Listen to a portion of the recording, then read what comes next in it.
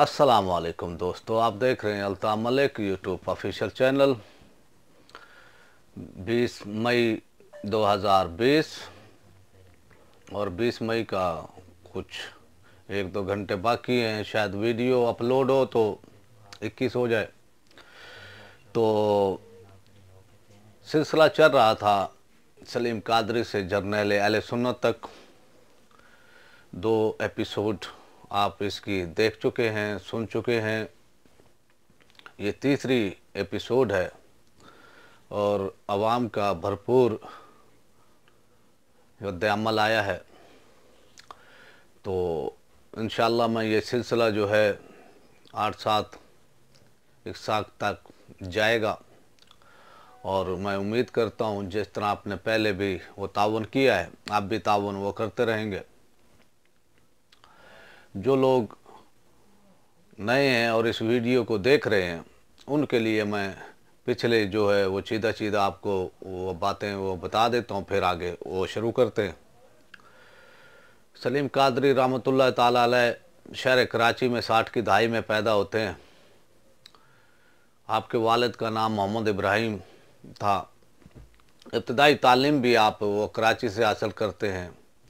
7 साल आपने दावत इस्लामी में गुजारे अपने पीर मुर्शिद मौलाना इलियास कादरी के साथ, और फिर 7 साल के वो बाद आपने इलेक्शन में हिस्सा लिया सूबाई असम्बली की सीट पर जमीयत उलमा पाकिस्तान के वो प्लेटफॉर्म से। और फिर वो घड़ी भी आती है कि 27वीं शब, रमज़ान की 27वीं शब को, और सन ये बनता है 90, और आज 30वीं जो है योम तासीस है, 30वां योम तासीस है सुन्नी तहरीक का। 27वीं शब को जो है 27वीं शब के इस बाबरकत रात के तुफैल जो है सुन्नी तहरीक की बुनियाद रखी गई थी। सलीम कादरी रहमतुल्लाह ताला अलैह ने अपने साथियों के साथ मिलकर, जिनमें मौलाना अब्दुल वहीद कादरी साहब, सलीम रज़ा साहब रहमतुल्लाह ताला अलैह, मौलाना अब्बास कादरी, मौलाना इफ्तिखार अहमद भट्टी साहब और अब्दुल अजीज़ चिश्ती साहब, जिनका ताल्लुक़ मियाँ वाली से था, वो भी आपके इब्तदाई साथियों में थे। और फिर ये मिलकर जो है तंजीम की बुनियाद रखी गई और आपको जो इसका मुतफ़क्का कायद, सरबराह और वो कन्वीनर जो है इसका मुंतखब किया गया। और तंजीम के अंदर जो है जो लफ्ज़ इस्तेमाल किया गया ओहदों के लिए वो कन्वीनर था। तो इस तरह जो है सुन्नी तहरीक की बुनियाद रखी गई। अब आगे चलते हैं कि 6 महीने के बाद, सुन्नी तहरीक के क़याम के 6 महीने के बाद अब्दुल सलाम एक नौजवान वो शहीद होते हैं। और उस वक्त शहर कराची में 90 की दहाई में एक लिसानी तंजीम का तूती बोलता था और अहले सुन्नत के वहाँ पर सीटें होती थी। जमीयत उलमा पाकिस्तान की शहर कराची में, हैदराबाद में सीटें होती थी और इधर झंग से, मुल्तान से। तो यहाँ पर जो है जमीयत उलमा पाकिस्तान का, यहाँ से उन्होंने सीटें भी लीं।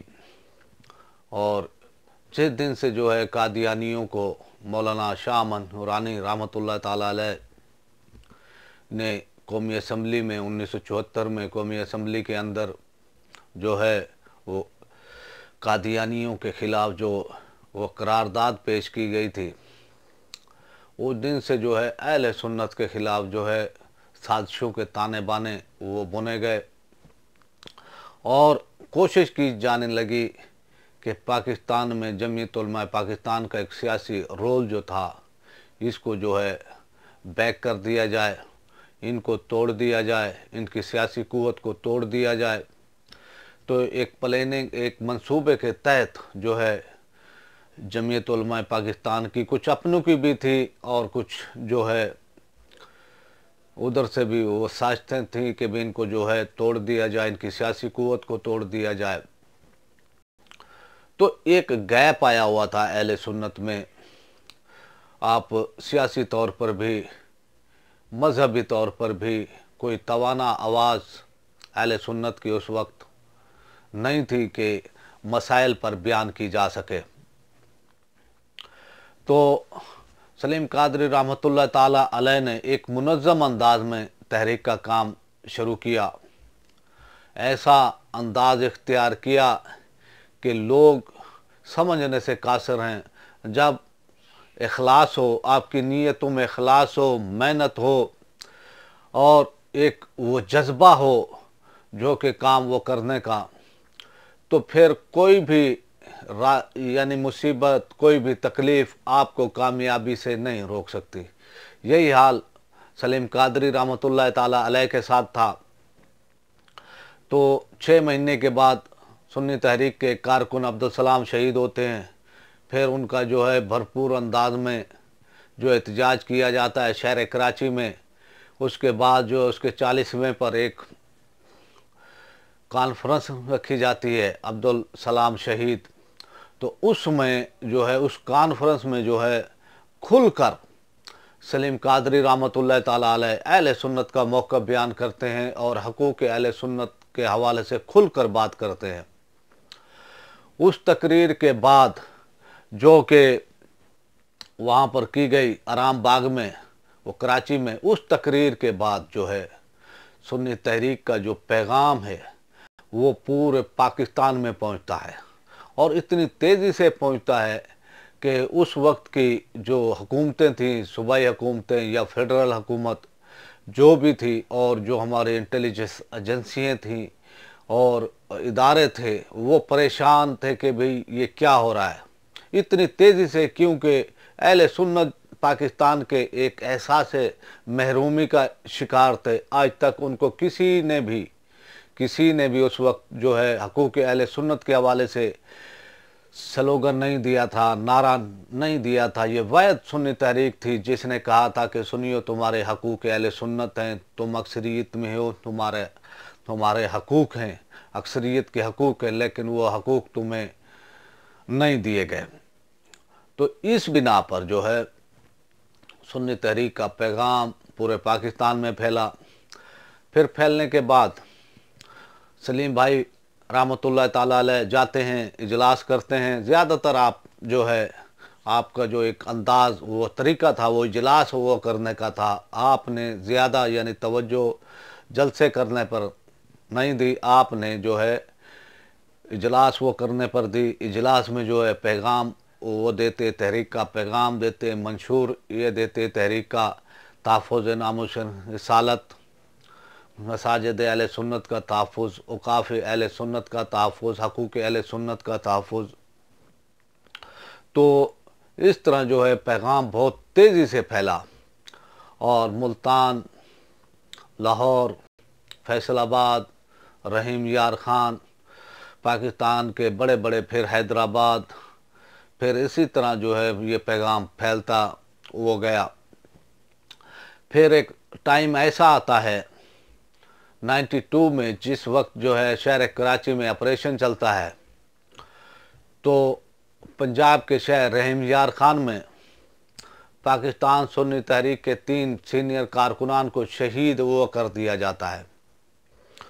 और फिर उस वक्त के जो रहीम यार ख़ान के ज़िले वो कन्वीनर थे राणा इफ्तिखार अहमद साहब, अल्लाह ताला उनको गरीक़ रहमत करे, शराज अब्दुल्ला साहब और रियाज अहमद साहब, ये 3 जो है सुन्नी तहरीक के कारकुनान को शहीद किया गया। ये भी उस फ़िरका वाराना तंजीम जिसका उस वक्त पंजाब में जो है तूती बोलता था, एक दहशत गर्दी के तहत जो है लोग उनसे खौफ खाते थे, इंतज़ामिया खौफ खाती थी, हमारी हुकूमतें उनसे जो है खौफ खाती थी, और वो इससे एक्शन लेने के ख़िलाफ़, उनके ख़िलाफ़ कोई एक्शन, कोई बात करने के वो बात नहीं वो करते थे।